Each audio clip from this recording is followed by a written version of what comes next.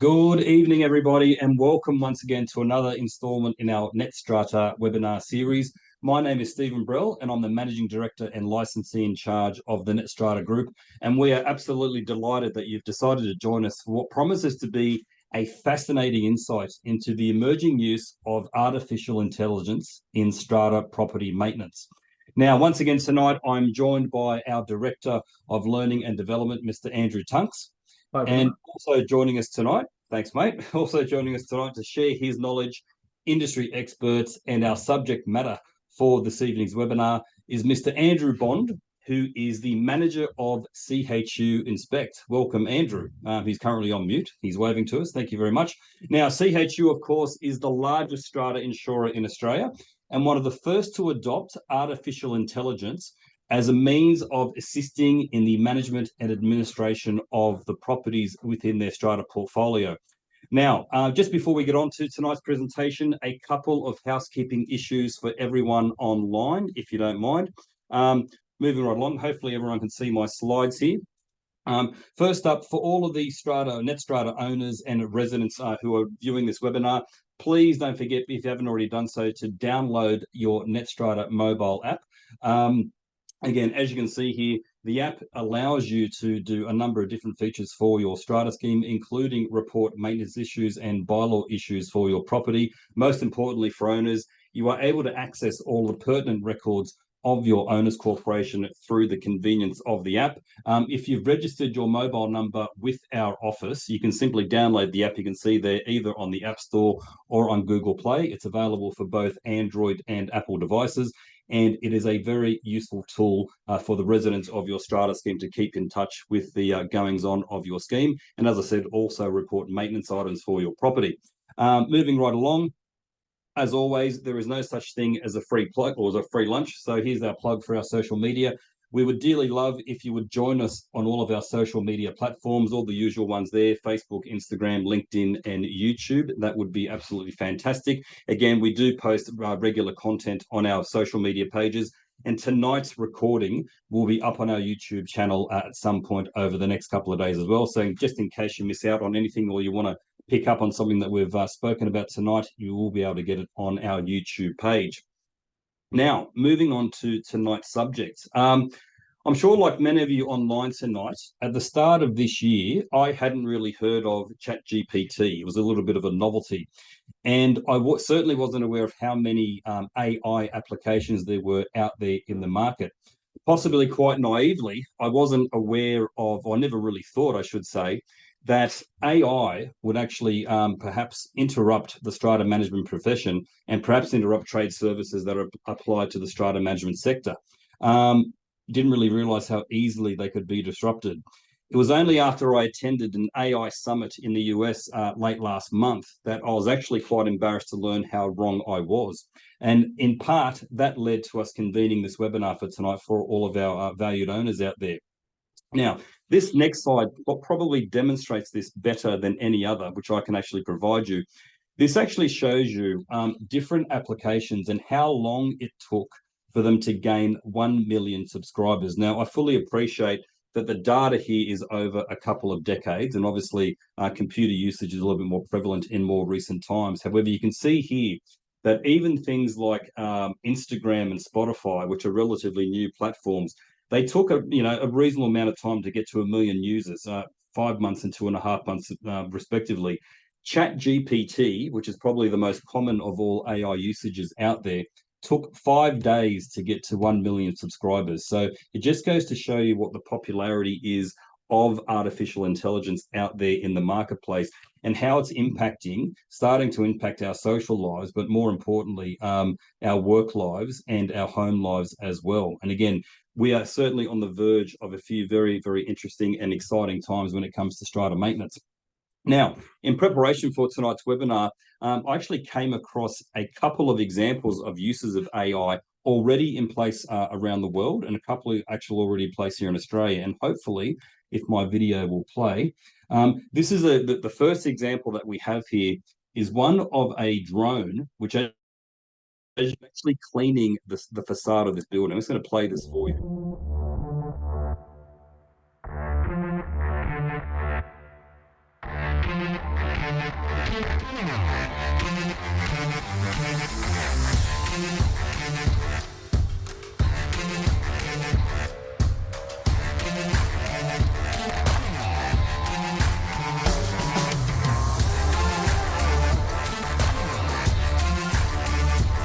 that particular drone there, I'm not going to play the whole video because it does go on for a little while, but you can see the immediate application of drone technology when you're looking at the cleaning of a facade of a building.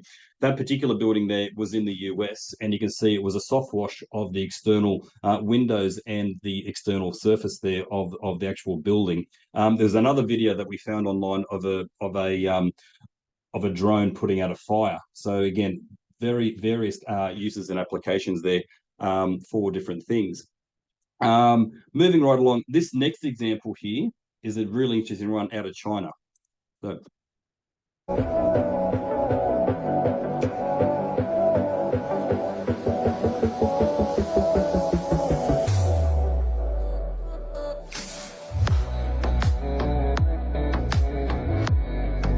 so that one there, as you can see, that was the use of a laser pointing at tree lopping in particular buildings. Now, again, I'm not quite sure how that will go in Australia, but the reason why we're showing you these examples that it just goes to show you that I won't say they're limitless, but there are certainly numerous applications for AI in the use of strata maintenance and strata buildings, which again is all emerging around the world at the moment. The last example that I've got for you here is this next one, which again, this example that we're showing you here, and I'm not going to show the entire video, but you'll get the idea.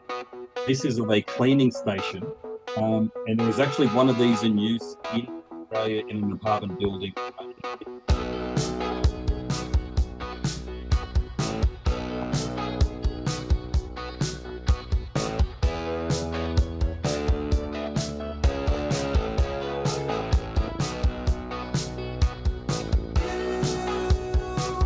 So there are a couple of very interesting uses of AI technology for the maintenance of strata buildings. As I said, this evening we are joined by Andrew Bond, who is, as I said, the manager of CHU Inspect.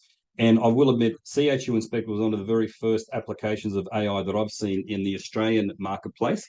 And I welcome Andrew along, and thank you, Andrew, for coming in and sharing with us your presentation on the uses of AI. I guess I should stop sharing my screen right now so you can share yours.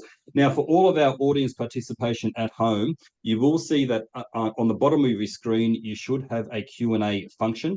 If you do have any questions for the Andrews, I'm going to call them, or myself during the course of this evening's presentation, please do not hesitate to pop your questions into the Q&A, and we are happy to answer them as we go through or a little bit later as we go on tonight.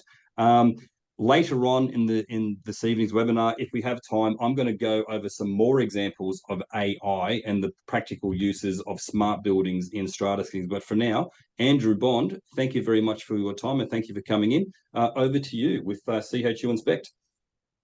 Good evening, ladies and gentlemen. Thank you, Stephen and Andrew, for the introduction. I hope you poured yourself a glass of wine because we're going to try and take you on a bit of a journey with this tonight. I'm not going to just sit here and just reel out a list of things that we do and don't do. I'm going to kind of take you on the journey as to why we're doing what we're doing.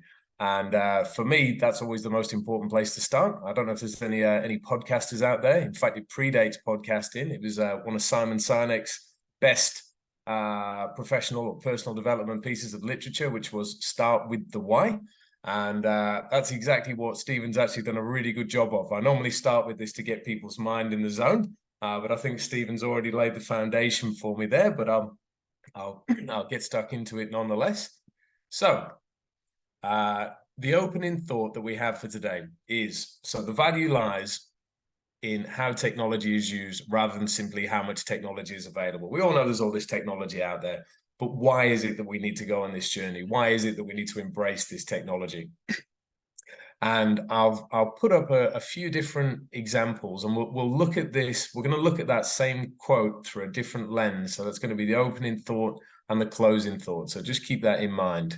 Now, when we started doing all this, I tried to convey to people how technology takes a journey that you don't often realize it will do. We don't often know where it started, where it will end up. But the point is that revolution only comes from a continued effort to evolve. And it's at periodic points we go through revolution if we're continually pushing the boundaries of evolution. And when I Googled weird examples of where technology started and where it ended up, this is one of the most bizarre examples I came across. So what we're looking at here on the left is your first compass, 2nd century BC. I think we all thought that a compass always was and always would have been for finding our way around. It turns out it wasn't at all. It was originally used for divination and arranging households, potentially created and first used by the famous Feng Shui. It wasn't until the 11th century AD somebody used it to actually find their way around. It then provided the foundation for electromagnetism. And then perhaps most bizarrely on this journey, it became used in a cow magnet being a bizarre piece of technology that you feed to a cow that sits in its small gut that stops metal such as nails and screws that it eats from the floor, passing through into its second gut and killing the animal. And I'm quite sure that you would all still find a compass in most of your cars, boats, most planes that you get on, even with GPS. That piece of technology will still be there. It's been around for thousands of years, but its use has changed. And like I say, this is just getting you in the right kind of headspace as to why it is that we've got to keep pushing with this new technology. Now, another thought that I'll bring into the equation here is the famous Netflix and Blockbuster story. Now, you'll all have heard this before, so I won't go into a huge amount of detail into it, but we all know Blockbuster, very successful. In fact, part of its success is that they were quite innovative in their categorization system. You can imagine the biggest challenge of something like Blockbuster is having the availability of products that are released, and the demand is when they first come out. 2004, 85,000 staff, 9,000 stores. They generated $800 million, 16% of their revenue in late fees alone. So you can imagine why they were a little bit hesitant to going down a different path with this. By 2010, they were bankrupt. Netflix offered to sell to them for $50 million. By 2021, Netflix were valued at $305 billion at the peak of COVID. So you can see there has been an enormous change in the way that segment of or that industry has evolved. And the important thing to note here is that the original business model was not streaming. They were posting things. They were posting CDs out and you were posting them back. If they'd have tried to get billions of dollars to build streaming servers all over the world when they couldn't even get 50 million for the original idea, it wouldn't have happened. But they went on this journey. They went on the technology journey.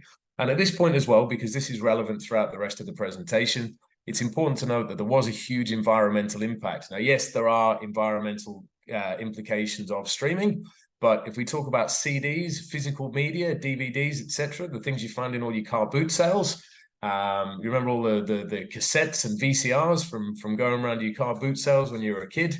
So there were 6.1 billion pieces of physical media created per year around 10 years ago. We're now down to 1.2 billion. So that's nearly 5 billion pieces of junk, basically, that is almost in no use anymore, diverted from landfill. So we talked a little bit about the why. So we're going to jump into the what now. So what we do is we've got two sets of technology. We're going to talk about the internal scanner first, and then we'll talk about the drones at the end. Now, this is our internal LiDAR scanner that we use.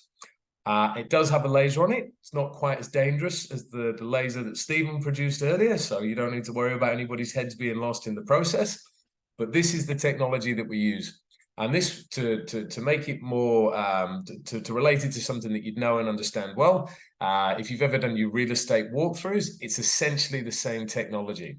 But the incorporation of the laser into it allows you to use it for more purposes. It becomes more interactive. And I'm going to show you some examples of that now. So as I say, the most basic part of this is that you can do the 360 walkthrough. It creates your floor plans. You can walk through the property. So this enables you to host virtual walkthroughs, be it with contractors that you're trying to explain a situation to, be it with your Strata manager. So you jump on at the same time and you can look at the same thing and explain it without people having to continually come out to site. And there's the environmental theme that's going to start creeping into this. You can create infinite copies of this raw data with customized links. So if you want to send something that's specific to Stephen or Andrew or your Strata manager, you can do that. If you want to send something different to a trade that you're trying to get out to come out and quote, or whoever it may be, you can do that. So there's lots of benefits as to how an OC can use this to evolve in their space. And obviously, if you've got any interstate or overseas stakeholders or people you need to communicate with in that respect, it brings a whole new dimension to that as well. Now, here's an example of repairs and maintenance. So by virtue of the laser, we can triangulate specific points within this walkthrough. And within that, we can place a digital tag in there. And I've got a great example I'll show you later of it live in action. But here you can see that this is where some damage has been reported. You just tag it, place it in the walkthrough. You can see exactly where it is. We can see where it is in relation to the overall floor plan. And this now becomes almost a snip and send work order. So if you've got this scan, you record your damage, the Strata manager incorporates it into this scan, and then they can expedite the turnaround of their repairs and maintenance in the process as well. And the quotes that you do get should be not only expedited, but the tenders that come back or the pricing that comes back, because you can share this link with the person who's quoting as well, should be apples for apples. Everybody's looking at the same thing. Everybody's got the same measurements. You can actually measure on the screen what you're looking at the time. The interactivity goes further beyond that as well, because the person who's attending site that does the original scan, for example, or even subsequent people that carry any of these tools, which, for example, like our loss adjusters at CHU and building consultants carry these tools. They're not uncommon these days.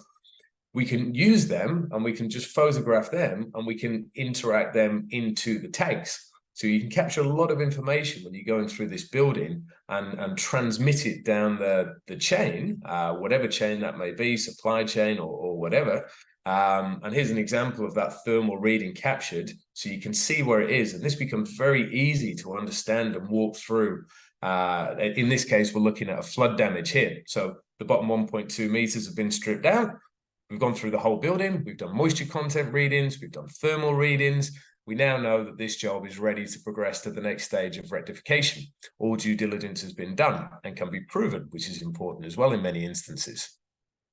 Here's another good example here. So compliance, compliance is a change in space. Accessibility is a change in space. Fire regulations are a change in space. Staying up to date with these things is a task in itself. To then go around all your buildings and check that it is and prove that it is and communicate this back to the fire department, for example, who may have placed an order. You can measure within the screen, and you can tag in your building where all your items are. You can label them, your real lengths. You can see on the right, we've got the expiry date. So when it gets updated, you just update it again. This is building management at a whole new level. Here's more examples of the virtual tagging. So obviously you've got inventory of infrastructure. You can capture the serial numbers that are on your plant and mech. You can capture the locations of your switchboards and any water valve locations.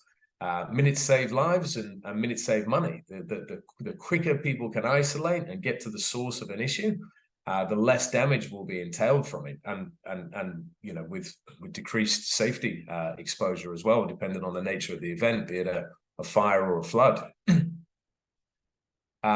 It also generates floor plans by virtue of the laser, far faster and more accurate than than I say the traditional. There's a few ways to go about it with apps now, but in a complex space, it's very hard for most traditional methodologies that can create floor plans to keep a point of reference. The one that we're looking at on the left there is an old heritage building in Victoria. The OC described it as a rabbit warren inside. They had NBN. They couldn't get NBN because all the services were flowing through each other's department. They just couldn't communicate it to a contractor to understand it.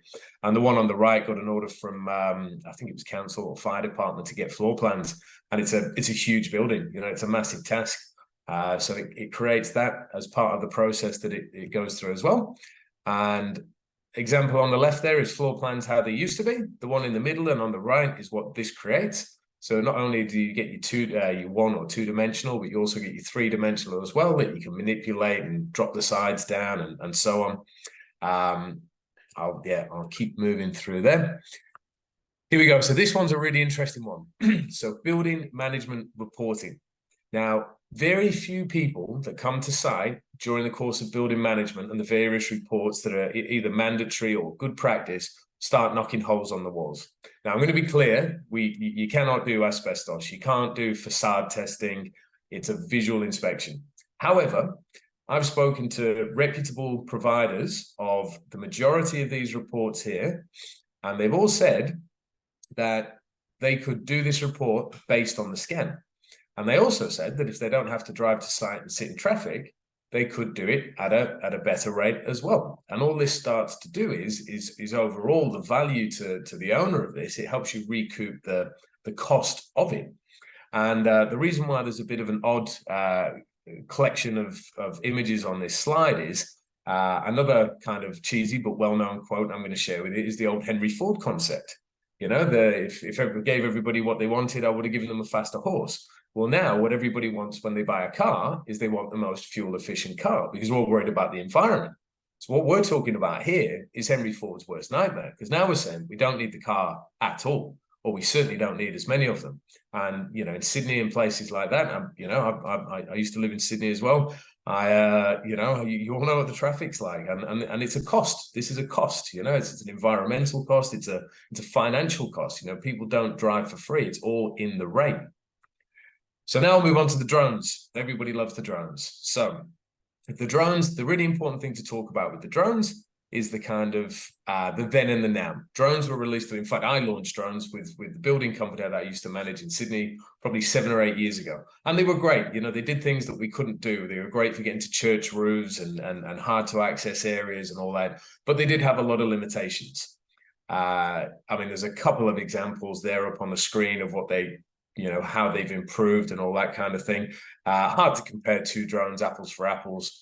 But really what we're talking about here in how they've enhanced is battery life and hardware capabilities and data processing. So this is where the AI can come into the equation now, because they can transmit and process data so much faster. We can now build 3D models with them.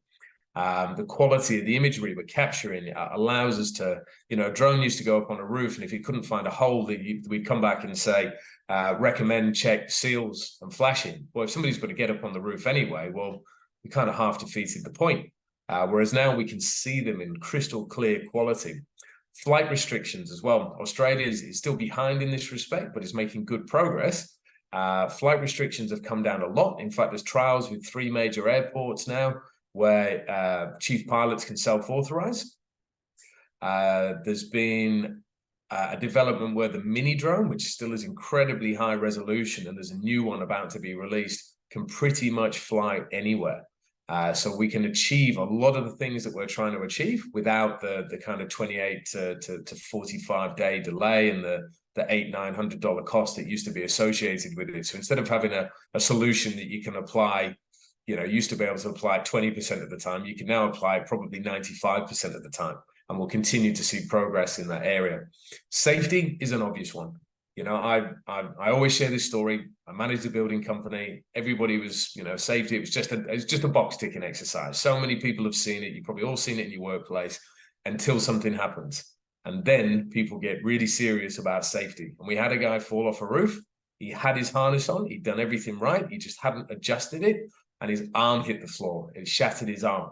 That's how close he was to a serious incident. And I've got some statistics on safety that I'll share with you later that again reinforce the importance of understanding that hierarchy of control is not to put a helmet on, it's not to have a harness, it's to avoid it in the first place. That is the goal. That's what you should be trying to achieve. There's some really cool tools in terms of safety that they've got now. This is a kind of render of what's the word? It's like a automated landing assessment. So it assesses the terrain for the suitability of the drone to land. And if it can't, it will lift back up and it will move to another location.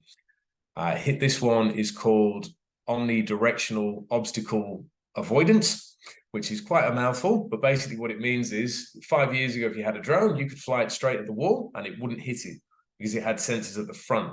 But when you're doing inspections and you're moving around and you're kind of going backwards and backing up and moving to the left or the right, it's now got sensors all around the drone. So it's getting harder and harder to crash these things. And I am touching wood while I say this. If you look on, you know, people are always concerned about drone going through an engine and all that kind of thing. If you look at the stats for drone usage around the world, it's incredibly good. And it's far better than the stats for people falling off roofs. I guarantee you that. And it also has the ability to chart a path home that charts the most efficient route back to base should it encounter some kind of battery or critical issue on the hardware on board. So AI drone imagery. So this is what we're talking about now. This is how it works within the drone. So this is the software within the drone. So this is the one we use. So what it does is, first thing we always do, we take the full subject aerial shot. You get a whole shot of the roof, the starting point for any report. It then flies a lawnmower pattern, stitches together a 3D model so we can see the building, we can get a feel for it. We know where our access points are. Where can we put scaffold? Where's the driveway? What's around it? It also allows us to extract measurements of all roofing components. So every single part of that roof, both count and quantity. So X linear meters or X square meters of parapet, flashing, etc. You can break it down into every individual facet. So if you need your roof quoting, this is a much better way to get accurate and honest tenders back, because everybody should be quoting the same thing. There's no reason why not. It should be apples for apples tenders. And you know what damage was on that roof before, so nobody can pull the wool over your eyes. And obviously, we can audit it afterwards as well, should there be concerns. And I've got a couple of slides on that later. Following that, our pilots fly detailed checks around. This is close-ups in a methodical manner, progressing logically around the roof, paying close attention to penetrations and your high-risk items. All this data then feeds back into the 3D model, which is a fantastic dilapidation report. You can see on the right there, we've got an extraordinarily complicated building. I think I've got a little question that I might throw out to you. Not to get everybody's questions back, but just to get the mind thinking shortly. I'll tell you how many facets there are on that roof. So everybody thought it was going to break they didn't think the software would be able to deal with this one. Probably one of the most complicated roofs you'll see in Australia. Certainly one that wasn't designed to be processed in a timely fashion through an insurance claim. I'll tell you that much. There's been a lot of trips to this site and they would have been avoided had we had this technology at the beginning of the ACT hail event. So here's your information for tenders. So this can be exported into PDF, CSV, AutoCAD. So I've chosen a simpler roof to demonstrate this. So you can see you've got your individual facets, the details for each of them. You've even got the pitch, which is an amazing tool. We did a big church in Sydney, St Andrews by Town Hall. We did that the other day. And you just scan down and you just look for underpitched, clicked on it. I could see the one that said 0. It took me straight to the facet, completely flat, water pooling all over it. It's such a powerful, accurate tool.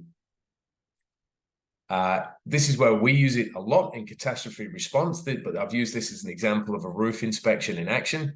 So you can see kind of to the top left in the green square, you've got the bedding and pointing. This is following repair works that we've done. This is a 3-story roof. It's difficult to audit this, you know, and in a catastrophe scenario, it's hard. And this leads to further issues down the track that we can now nip in the bud, because not least of all, the integrity we can drive through our managed repairer model that Australia has is greatly enhanced by the fact that we can now audit.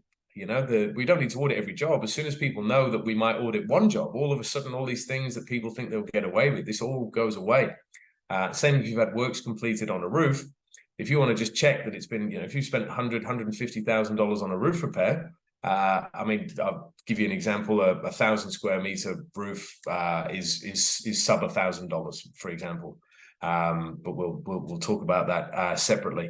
So it's not a big investment to check that what has been done right, to avoid the dispute resolution, avoid the excess payments. You know, better to just do it right and know it's right the first time. So here's some more audits in action. So you can see the level of detail the reports produce. You get your real close-up in the thumbnail. You can see every chip corner, every cracked tile. You can see it more broadly where it sits within the roof. And then you can see where the drone was, where it actually took the picture. And this is the key part of this, is that in transmitting this information, either be it to somebody to quote the job or to carry out the repairs, there could be no mistaking exactly what it is that needs to be done and where it is that thing needs to be done as well. Again, if you've got access to this information and there is a make-safe required or there is an emergency situation, firstly, in the insurance space, we can use this to look at the damage before there's even been a tarp thrown up, so we can expedite our claims processing.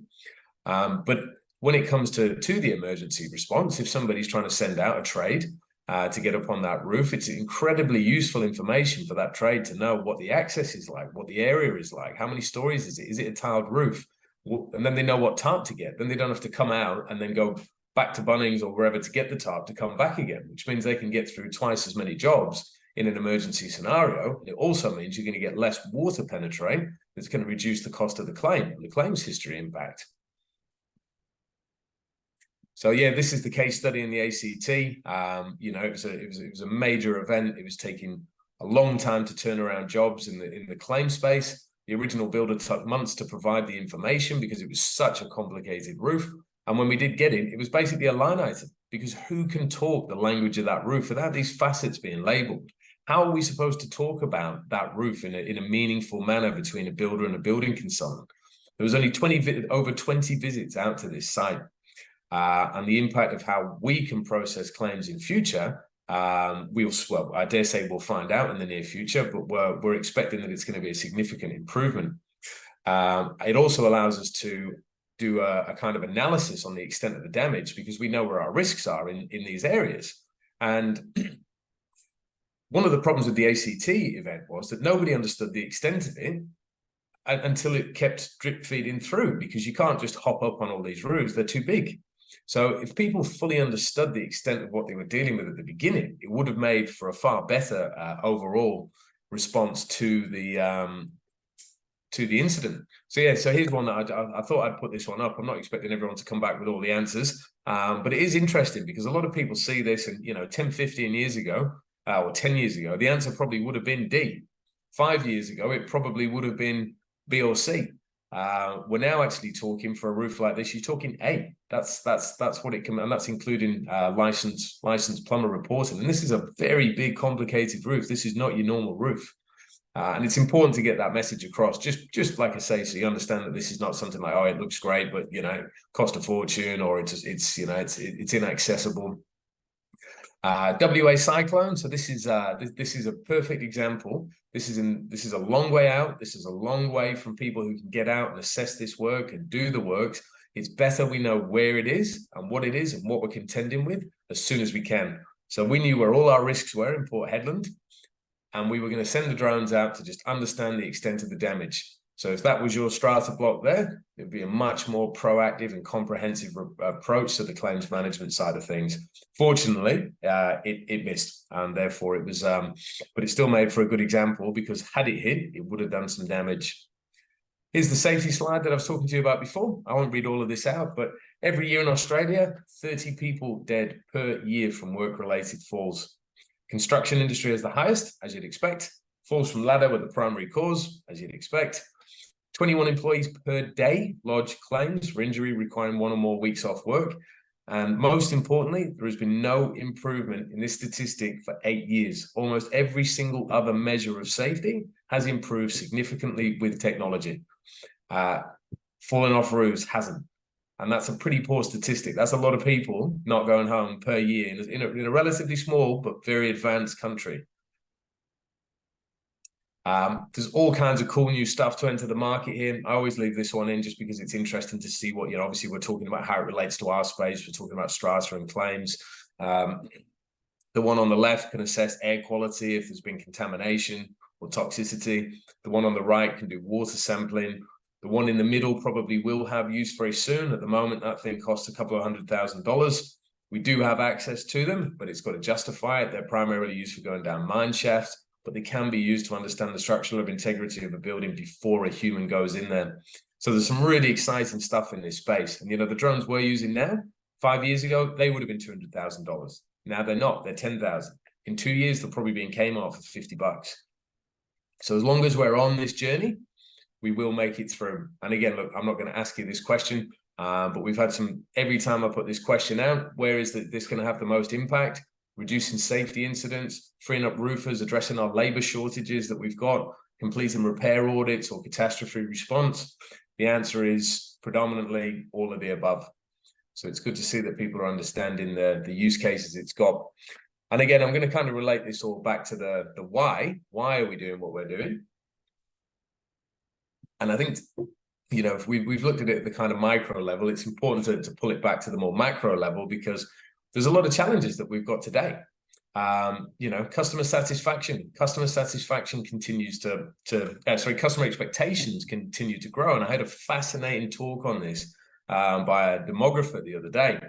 And it's because what people interact with on a daily basis is high performing apps. We're using the best out there all day, every day on our phone. And then even though these are, multi-billion-dollar companies like Google, Spotify, Netflix, people just come to expect that. That's our expectation. And that's why customer satisfaction, all of us, every day, that is where it goes. That's what it is aligned with. And it's really important to understand that this is something that we've got to take on board to keep up with that. We can't get left behind just because we're in a different segment or because we're not Google. Staff retention is a really interesting one as well, because when people adopt technology, they enjoy their job more because they're getting more efficient outcomes. And when they can see other people that are adopting things that they're not, then they lose staff. And staff retention is a huge challenge in almost all industries at the moment. But in strata, asset management, and insurance, it's a big challenge that's out there. And getting the most out of our supply chain. Everybody knows what is going on with supply costs at the moment. Its impact that it's having on insurance premiums, CPI. The cost of labor is going up, and it is not going away. We've got a shrinking population. We've got an aging population. We've got a huge section of our population that's about to hit its most affluent and most spending part of its life cycle. There is going to be a huge demand in Australia for everything for the foreseeable future. Net exporter, etc. We've got a limited supply chain. We need these people doing what they do, doing what they're qualified to do. We don't need them sitting in cars, driving around, sitting in traffic, burning petrol. And here, this labor shortage here, I found this stat not that long ago. I've actually heard since then we're trying to get something like 1 million people here in the next few years to contend with it. I think Victoria alone is supposed to have 250,000 by 2050. Never mind the rest of Australia. Labor is a huge consideration. Costs, we've touched on that. Costs are something that are not going down of their own accord. If we just carry on the current path, costs are not going down. We need to find ways to evolve and to adapt and address that from a technological perspective. Just before I go on to that, I think I've got another slide further down. But the people component of this, so the people component of this, we've got, I think I've got my robot here. People talk about AI, and a lot of people get concerned that it's taking jobs and things like that. Now, obviously, we've just talked about this enormous labor shortage that we've got. There is actually a necessity for some of these things to be taken up. Now, this is not a statement that fits all, of course. There's a component, generic component to this. But I was at an expo yesterday, and the amount of insurers that are evolving now in the cyber insurance space, in a space that didn't exist, and they don't just have insurance, they've got a team of, anti-hackers, that if you find yourself in a situation, they'll come in, they'll rebuild your systems, they'll rebuild your computers, they'll implement stronger firewalls, and all that kind of thing. So it's only a problem if you don't go on the journey. If you do go on the journey, there is all kinds of opportunities that this opens up.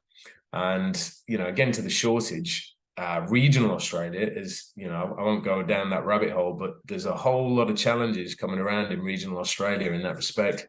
Now, the environment, last but not least, the environment is been central to everything I've been talking about today. It's the driving, it's the back and forth to site, it's the inefficiencies. There is only one way. We are not doing well on this. You've only got to look at the news. Yes, it's sensationalized and all that kind of thing. There's your clickbait out there. But even if you filter that out of the equation, we're not doing a good job. We've got to do more. I think we'd all hopefully agree with that. And what I've got on here for you, this is just an example. This is just built through Power BI, just on an algorithm. This is not one of ours. This is a company that flies planes over Australia on a regular, all over the world on a regular basis. They fly over following a catastrophe. It feeds into underwriting. You know, certain insurers out there know what's on your roof. They know if you put a solar panel up because they're flying planes over the place and all that. And what they've done is every time somebody uses the software to visit a site virtually, they equate that to what have we saved? And you can see like there is a direct, tangible impact on avoiding unnecessary trips to site that we can do if we embrace this software. So just to wrap up for my bit, I will revert back to the slide that we opened on for our closing thought. So the value of all this lies not just in what's available, but in how we use it. And now we've looked at that through the lens of the need to innovate, through your fear of becoming obsolete, big business, capitalist, self-serving. We don't want to lose money. We all want to be rich.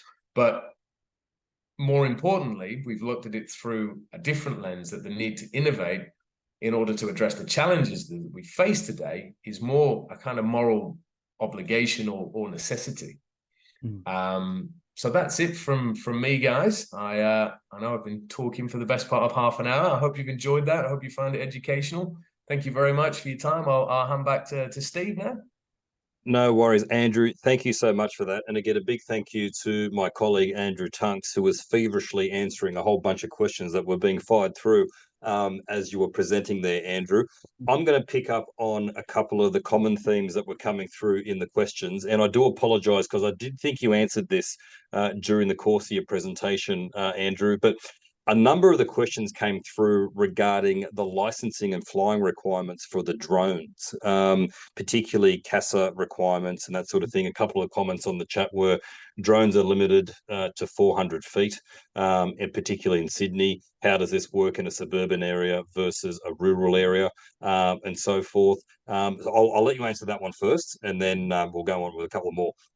Yeah. Okay. So yeah, all those comments are right. There are restrictions and limitations and licensing requirements and so on. The chief operator pilot's license allows you to not get around them. That's the wrong word, but to find ways to fly in these instances. There are invariably solutions. Now, yes, in a CBD, in a city centre, if you've got a building that's over 120 meters, which we don't have many of, so 400 feet, 120 meters, we don't have many of them. And generally speaking, they've got a flat roof. So you can actually access the roof via the stairs and get up there.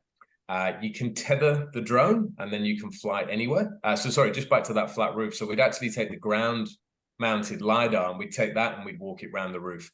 You can tether the drone and fly it immediately above if for some reason you need to do that. Regional areas are pretty good. Sydney is one of the hardest. But you can fly in a lot of areas, and we've also, with our technology, we can fly the mini drone, and we can use the technology that we've got and interact it with these other sources of information and overlay them to create your exports of your measurements and all that kind of data. So there are ways to merge different pieces of technology to find innovative ways to still achieve the outcomes we're after. No, absolutely. And again, again, where there is new uses of technology, there are always going to be these types of problems that we're trying to deal with, from a legal point of view. And there was a question that was posted earlier, which Andrew answered, which was what are the legalities behind all of this? And I think in a lot of cases, the legislators are still catching up, but we certainly know that there are restrictions when it comes to flying.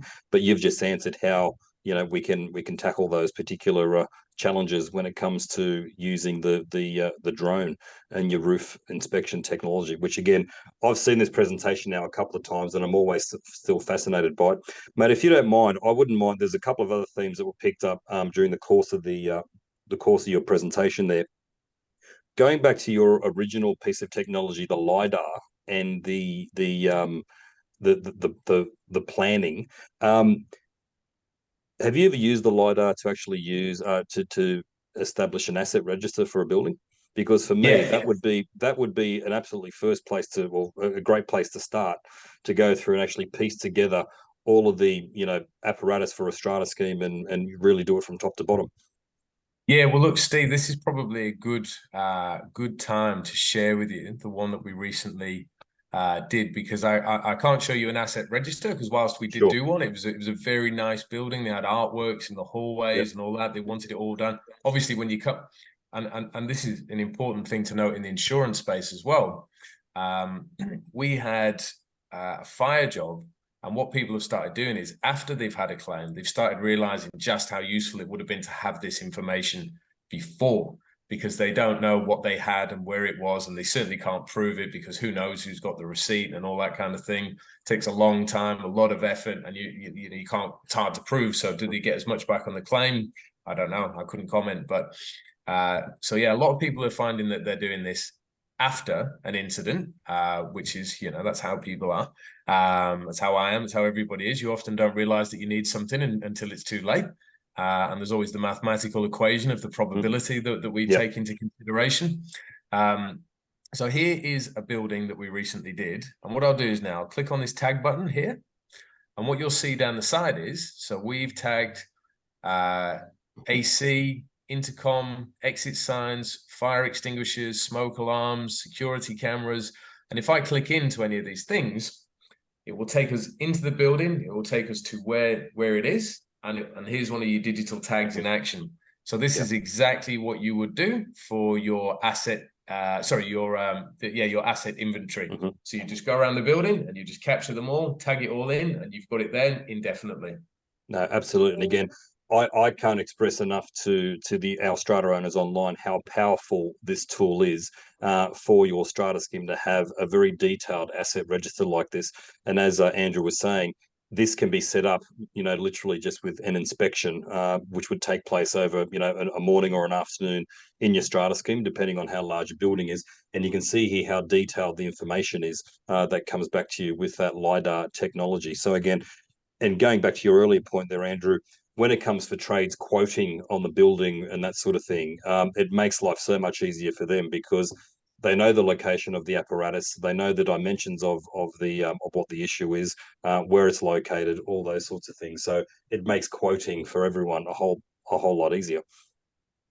Yeah, 100%. Yeah, like you said, absolutely. Great example. The location of all these things, instead of people rooting around trying to find them, knocking on doors, calling people up.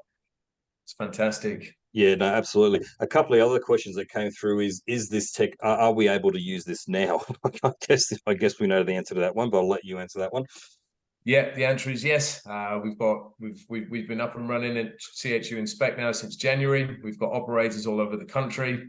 Our guys are getting really good with this. This one's in Mosman. We are up and running and available. No, absolutely. And there was a question that came in here from Michael. Who does this?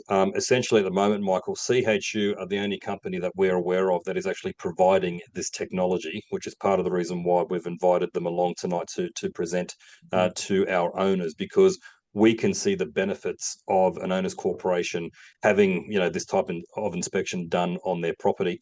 Andrew, you did mention the cost of that very detailed roof that you went through in your presentation. How much was the cost of the inspection on that? That the 5,400 square meter one with 240 facets. I think that was about $1,850. It was about $1,400 to scan the roof. And then what we complement our scans with is a licensed roof plumber's report.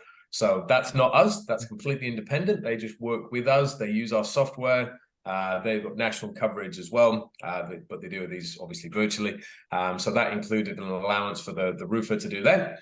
With the drone, quite often in the Strata space, it benefits it to be complemented with that narrative. Yeah, no, absolutely. So again, it's a relatively cost-effective process. You heard the quote there, around $1,800, which for most Strata schemes is not a lot of money, particularly when you're looking at scale, to get that detailed analysis of your facade of your building and also your roof. Again, and being able to give that to tradespeople to quote on particular jobs or even just inspect the property is absolutely fantastic. Now, Andrew Tunks, is there anything that you wanted to add or say just before I move on? Or yeah, look, I was just going to say there's a couple of questions in there just around what other sort of trades are using this technology at present. And look, as per the initial couple of videos that Stephen shared, there's obviously things happening overseas.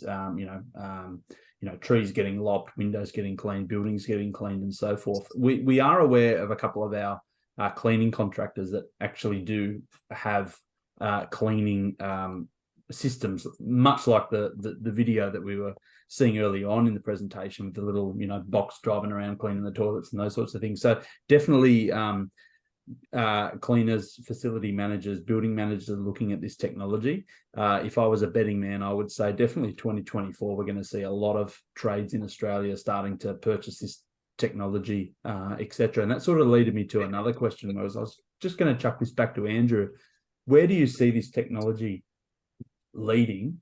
And I guess not to sell your IP, but where do you see sort of because I'm going to buy a drone and have a crack at it myself. No, kidding. But Yeah. where do you sort of see this going? And I guess, are there services CHU are looking at?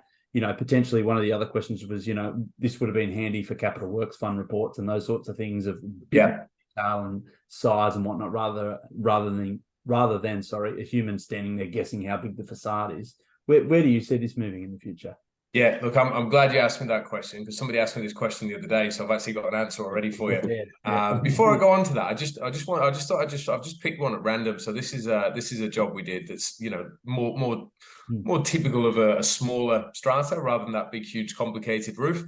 So this one was about $700 and then about $150 for the roofing. So just to give you an idea, they're not all $2,000. We do a lot of them for between $500 and $900.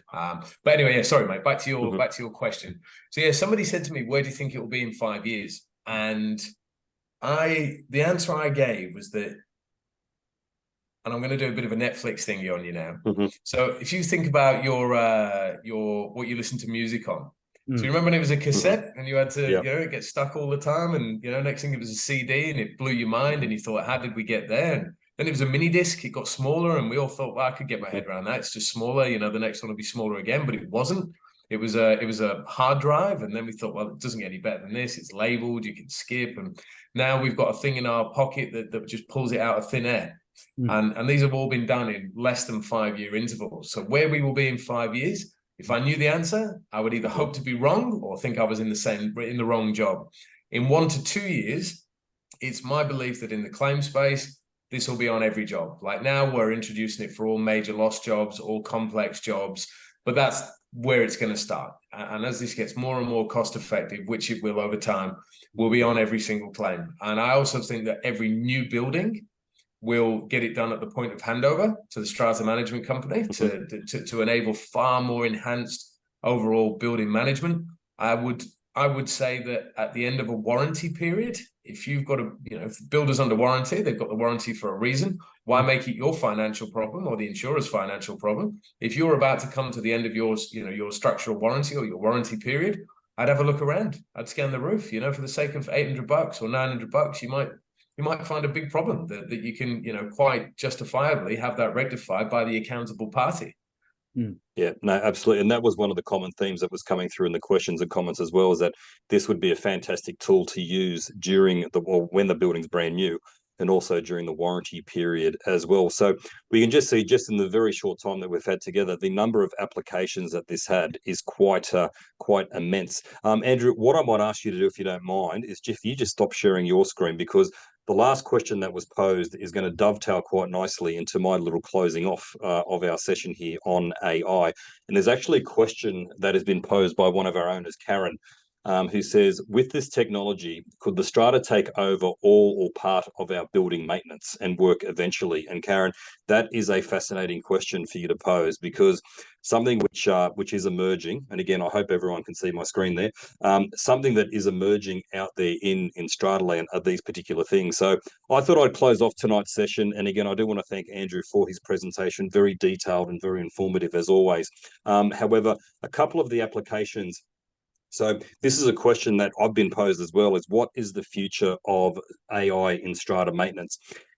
We've just seen the start of this, which is essentially the emergence of scanning buildings and, let's say, predictive or preventative maintenance. Something which we're seeing, particularly in the new building space, is the emergence of smart technologies in strata schemes. So we're seeing things installed in new strata buildings like interactive notice board for residents. And when I say interactive, you can see the photo there of the gentleman who is actually clicking on the board to find out information about his building. Other elements like license plate recognition, very common now in a lot of shopping centres around Sydney, but when you drive in, it'll recognise your license plate and take a scan of that, and away you go. these types of technologies are starting to make their way into strata developments. Now, a lot of the reasons why, and they can be retrofitted to strata schemes, I must stress, and the reason why many owners corporations are opting for them is because they can assist in controlling things like visitor parking and so forth, which can be problematic in strata schemes. Other things that we are seeing out there in the marketplace are things like keyless entry systems. So gone are the days of keys and swipe tags and that sort of thing. You can now, there is a strata scheme that we manage where you can get into your property simply using facial recognition. And again, all of this technology can be retrofitted into an existing apartment block. The next one here, the more common one at the moment is access via your smartphone. So where there's an electronic lock that's installed on the front common door. And again, you can gain access through your smartphone. Now, the beauty about that type of technology is for trades that are coming out to the building, you can give them a one-time passcode where they can get into the building as well. So if they need to do a job on the common property, all we simply do is issue them with a one-time passcode. They can get in, do their job. When they leave, that passcode expires. And again, it saves time on then having to go pick up keys or get in contact with real estate agents or residents and so forth. So it makes their life a whole lot easier as well. Obviously, energy efficiency and monitoring, that's another thing which is coming in. And where AI can assist with this, it can go out and not only do things like find you the best rate in the market, it can also go out and suggest to you what are the optimal operating times for the technologies in your building. And there is obviously also a lot of green initiatives that are out there. So things like solar paneling, batteries. I even saw a wind turbine that's been proposed for a strata building in Sydney, which is up in a high area to help generate energy for the common property and those sorts of things. So the technology is out there, and as Andrew mentioned, it is emerging very, very rapidly. As far as what the future of AI is and strata maintenance, again, we've already touched on a couple of things here tonight. First one is predictive maintenance. So again, a lot of what Andrew's presentation was showing you, scanning a roof, seeing what the problems are. We did have a building recently that installed solar paneling on the roof, and what they decided to do was actually get their roof scanned before the workmen went up on site, because they wanted to see if there was any damage and so forth before the solar paneling went in. So that's the type of things that this technology can be used for. Obviously, appliance monitoring. So sensors have been out on appliances for a number of years now, but where AI can help, it will tell you when the optimum time to service your appliances is, when they are starting to wear out, what the optimum time for them to run is, and all those sorts of things. And again, we're seeing this technology also installed in buildings across Sydney. And the last one there, and this is where really it's going in the future, communication management. So our interface with our owners and residents in strata schemes will be very much affected by AI in years to come. And the question which I do want to answer for Karen that posed it before is robotic maintenance. Now, we did mention to you that there are a number of cleaning companies in Sydney who are already investing in robot cleaners. I can see the day coming where owners corporations are investing in their own robotic cleaners and maintenance items to actually maintain their own buildings. So that will be a cost saving for them long term when those sort of technologies actually come out. Now, I'm very cognizant of time. I've just noticed here that we've hit the 7 p.m. mark, so we've just gone for an hour. A couple of comments coming through on the comments there. But again, I do want to thank very much Andrew Bond from CHU Inspect for coming along tonight. Thank you, Andrew, so much for your presentation. Andrew Tunks, thank you for all of your hard work in the background, answering all the questions. Just before I sign off, one more plug for our Net Strata Space app for everyone. Again, you can be assured, folks, that ourselves and our software team are very much looking at AI technologies for our app. I know my product manager's probably just lost the remaining hair that he's got, but again, we will be integrating this. Again, I do encourage you to download it if you haven't already done so. You can get all the important access to the information for your strata scheme, as well as report maintenance items and boiler issues for your property. So there's our app. You can get it in both the Google Play and Apple Store. And last but not least, one more shameless plug for all of our social media sites, Facebook, Instagram, and LinkedIn. As we said at the start, a copy of this presentation will be posted onto our YouTube channel in the next few days. Please feel free to share it with your family, friends, relatives, and anyone else you may be you might think is interested in AI in Strata. But that is all from me for now. Again, I'm going to sign off. Andrew, thank you so much for your attention, and look forward to seeing you in the next few days. And thank you for everyone for coming along. We are greatly appreciative. Bye for now.